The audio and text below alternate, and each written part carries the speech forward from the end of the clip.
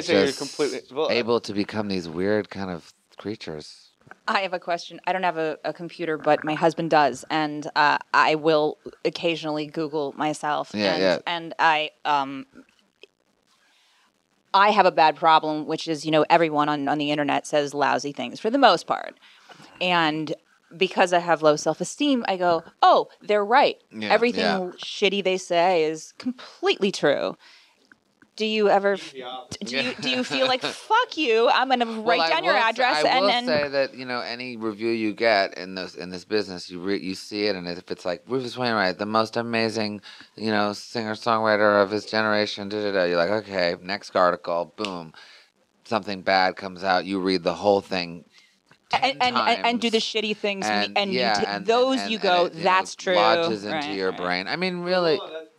Real quick, though. Okay, the insecurity. But is it? Do you agree with the amazing part, or do you agree with the negative part? Are you angry at the negative? Because how could they possibly think this is negative? I don't know. I think it's. I think what it is that when you're on stage, and this I think is how it breaks down for me, and maybe I don't know. I'm just once again being honest about what I go through, is that when you're on stage, what it takes to perform well and to really, sit out there for 2 hours singing your guts out and getting into it and projecting is the belief that you're the most amazing person on earth, right, and that you are the God's answer to everything. And but you have to inhabit that. So then there's an inevitable fall from there where then maybe I am the devil too, and I don't have any talents, and I have no kind of, and it's all a hoax, and so it's just those extremes that I think a lot of performers go through. But me especially, because as I said, I've been very, very I've been totally honest about everything and real about who I am. And I'm not saying that others don't, but most other performers have a slight bit of mystery to who they are on stage as to who they are in real life. And that's funny you say that, because to us, huge Rufus Wainwright fans, there is a mystery just built in because of your talent. Yeah. Well, it's like we sit around. I mean, we'll drive, to gigs and stuff, and I'll, like, Zebulon, meet me behind the school, and for tea and ice cream. Yeah. And we'll debate for an hour. It's got to be double entendre. Yeah. We're gonna have tea, and I will scream. Yeah. Or is it ice cream? Yeah. Well, it's a bit of both. It's a bit of both. She's like, it has to be that he's gonna scream. It's a bit of both. It has to. No, I love it. What pop songs do you like? Are there any ones that come up that you wish you wrote? Well, I mean, I'm a huge Burt Bacharach fanatic, so about 80,000 of his songs. Well, I mean, but you mean big pop songs now, that are out? What do I really like? I like the junk in my trunk thing. Or the milkshake one, like my milkshake in my bum. Like there's a milkshake in my bum. Boys love when I bring my milkshake to the yard. Yeah, that one I like. You like dropping I like like it's milkshakes. Hot? You like milkshakes too? I like milkshakes. So I like that one. That's it. Why? That's like ancient already. And maybe I don't know. I don't like. I'm not so. I wish Lady Gaga was better. I'm a better kind of song person, because I think she's super talented. Better than her predecessors, though, at least. Yeah, I mean, but I just the sound, that general sound, and the kind of the poppy doldrums of it is. When are you gonna make an auto-tunes album, man? I'm Rufus Wainwright, Arkansas. Zebulon. So. You, cigarettes and chocolate milk I talked about earlier, and I know we're rounding third here because you have a very important thing to get to tonight, and that is you're going to Rick Schroeder's house for a private gig. Yes. If he knew what was going to hit him, he'd run for the hills. I think he lives in Arkansas, doesn't he? Rick Schroeder. You know what? I'm going to send you a little backstage present when you're in Arkansas. Okay, good. When they go, hey, there's a guy here who wants to meet you, make sure you open the door. And if he doesn't have towhead blonde hair, you send him back. And then Bill Clinton walks in, I'm like, excuse me, I was expecting Rick Schroeder. Oh, Rick, you got to get... Could you please leave? I'm like Rick's roadie. Get out of here. You got to get through me to get to Rick. If you want Rick, you got to get to Bill. Come on, buddy. Do you? It seems like cigarettes and chocolate milk really spoke to that hole that's inside of artists that needs to be filled. Sometimes literally. Yeah. Her question. What is it about you guys, you and the people that you admire? I won't lump you in with anybody else. Do you perform and do this music because we're damaged, or are we damaged as a cause of this hamster wheel we put ourselves on? Well, I mean, for me, it's twofold because I've come as we know, I'm from a family of musicians on both ends of this mama and daddy side, and so there's a very practical side point where I'm just doing the family business, and I had an in, and I proved myself, and we're just continuing the this tradition, so that's that. But then on the other hand, I don't know. Well, you went through your addictions. Yeah. We saw you on Spectacle with Elvis Costello saying that Vibrate was about trying to meet your meth dealer. Yeah. And I was like, oh, I thought it was something else. I guess it was a love song. Yeah. I guess I have a bit of that, but I don't know. I also feel like it's the most important thing is that exists. Most artists have it. You got to go to the dark side. You've got to feed this gnawing hunger. But on the other hand, to actually supersede that and to get to the next level where it doesn't become all about mortgage, that, parent, husband, but it's as good and better. Yeah. That's a great challenge, and that you're doing and it, that's man. what I want to do. Well, you're doing it. You are doing it. I think two of your biggest fans, 3 now. We've recruited. We recruited him a couple months ago. But like when the song, and to release an album. Let's talk about Madonna for a second, because there's someone who is a perfect. She's very successful, and she looks like Willem Dafoe. Yeah, she's got those pipes, man. I know. Those pipes in her arms.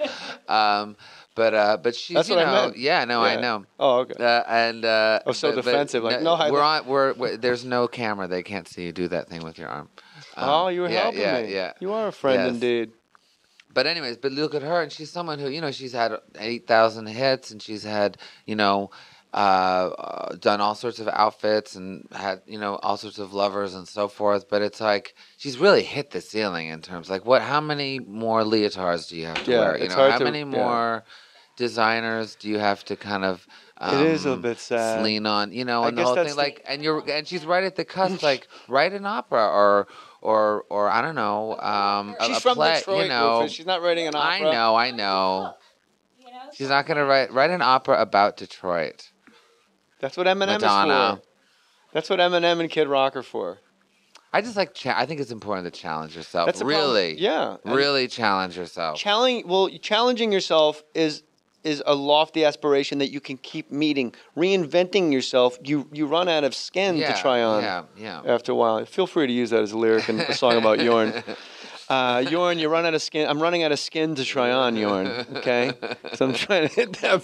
Sounds really macabre. Well, he's a macabre guy. He's going to meet me behind the middle school for ice cream. You grew up, everything about your family's been so documented. I don't want to waste your time, but releasing the album with your mother, mom's posthumous album release. Yes. Did I say that correctly? Yes. Okay. It was. Did you know when you were writing those songs that your mother was going to die? Oh, no, we knew at that time. She heard the album. It wasn't released. It was released after she died, but she'd heard the album and she loved the record. But what was most interesting about that whole process is that I'd written this very intense, complicated, multifaceted work, dealing with my feelings towards my mother, mostly towards my mother's illness because she wasn't dead yet. But then when I came to her and I said, I want to play you this, and she was very sick, for once in her life, she said, and at the end of her life, she said, Rufus, and she tried to engage, but she was just too tired, and she was dealing with, obviously, her own issues, and And it didn't, and it didn't become about music anymore. It didn't really matter. Like what mattered was a foot rub. What mattered was, that she finished her potatoes, whatever. I mean, Right. those became the huge issues, and music very quickly receded into this completely unimportant. Like she didn't want to listen to music. Yeah, there's 'cause 11 it was minutes too of my emotional. Yeah, It's and like it's time to- silence yeah. was golden at that point, and that was just such an education that I think everybody goes through. Where art, especially art and stuff like, they really recede at the very end. It becomes just about the living, being alive, and being around, and that's And something All that we Days Are Nights, have. of course, is the album we're talking about for the listeners. And Afterwards, that's when an art strikes back. My God. Yeah, go on. Having to go out on tour after she passed away and sing sing songs every night about on her. stage, and that was wild. I can't imagine going on stage and saying, "Martha, it's your brother calling." Yeah, no, I know. When you performed songs from that album on stage, did you feel her?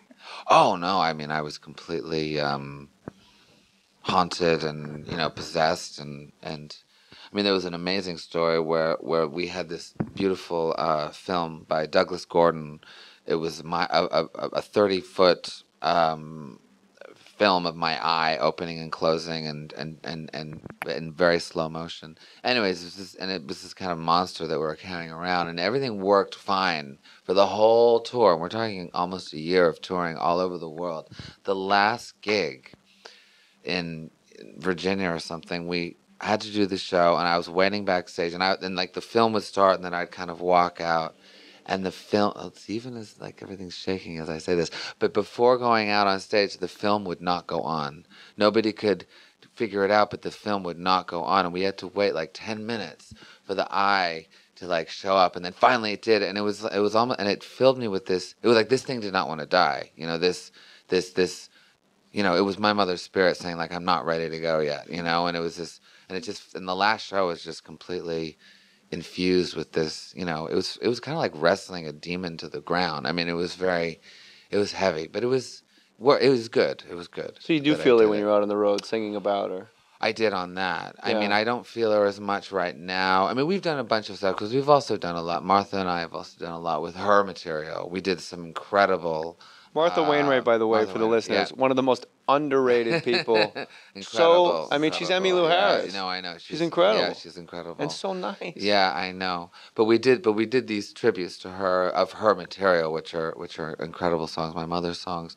And so it's all, yeah, so we've been through it with her. Now it's on. Now I've got, my daughter and my marriage. And your daughter needs to marry my son. I think we all need to make this happen. Viva Mohr. Okay. An arranged marriage. All right. We'll have a Sikh ceremony in New Delhi. Lovely. In the expensive part of town, of course. Naturally. Do it in Detroit. No, we won't. We're going to write an opera about how we're not letting our kids in Arkansas. No way.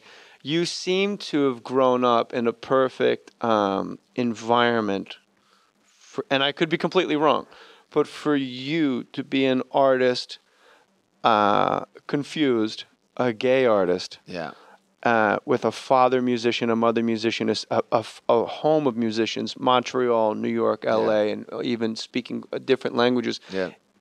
It seems, and I'm an outsider looking in, it seems like you're the outlier where being gay completely didn't matter. Yeah.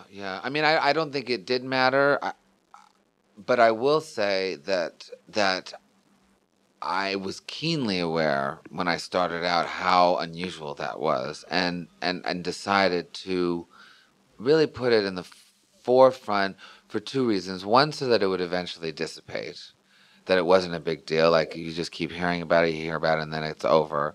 But also because it was a historic moment. I mean, I am technically the first ever outwardly gay or guy to come out in the mainstream from the get-go. It was the beginning. Well, Eddie Money. Clay Aiken. Yeah, but I never. But did he come out originally? We're completely making jokes. Okay. Eddie Money, remember, 2 Tickets to Paradise. Okay, it's all about. okay. It's about dicks. 2 tickets to Paradise. The original video was very salacious, Rufus. Fuck him. With 2 penises. So it did. My wife had sex with Eddie Money. during his. So it didn't really matter. It didn't matter, but it was also everything. I mean, it was the first time it had ever really happened, and that I wasn't, completely, annihilated by society. You know, so it's. How annoying is it when people ask you, or how annoying is it? I guess it's like the old Rufus the Baptist type thing of, like, I don't want to be the guy. Like, don't put the technical